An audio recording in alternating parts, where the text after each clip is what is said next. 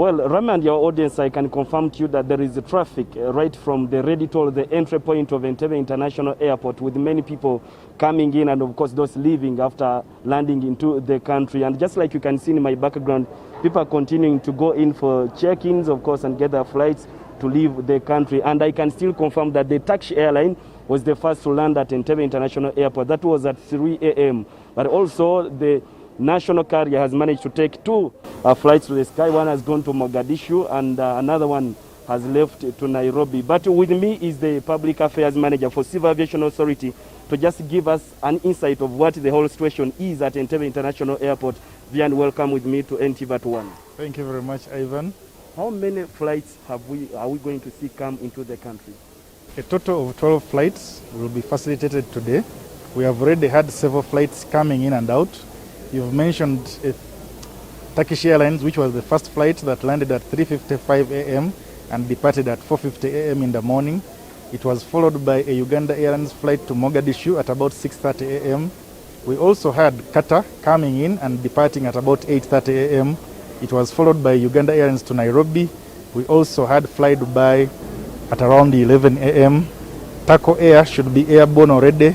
We are expecting several others, including Kenya Airways, Ethiopian Airlines, Rwanda Air, and Emirates, among others. But what is the traffic like when you're talking about all these airlines coming in? We are seeing some sizable numbers departing and arriving. We are optimistic that with time, these numbers will grow even more. For instance, aboard Uganda Airlines, we had over 30 passengers to Nairobi, and we are seeing quite a number of people in the background entering to depart.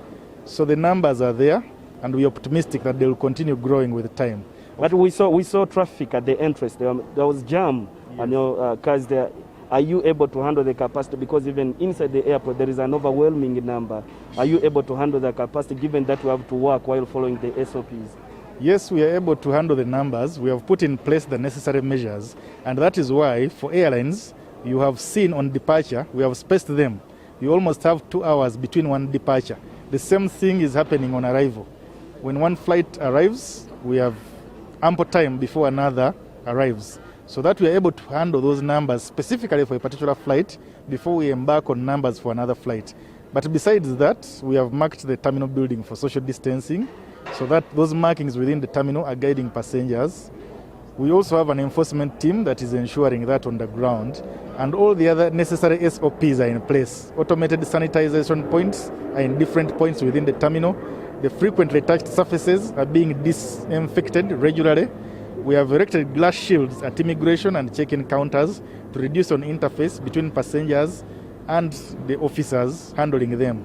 Wow. Vian, thank you very much for talking to us. You're welcome, Ivan. Wow. Thank you.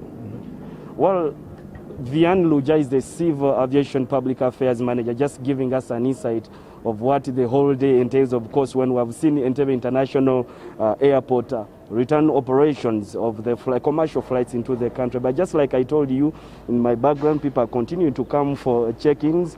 There is also another tent being constructed to see that those that come, given the overwhelming numbers, people can have where they, wait from as they get to board their flights. We continue to keep tabs of what transpires. From me here at Entebbe International Airport, back to you in the studio. Is a very good afternoon.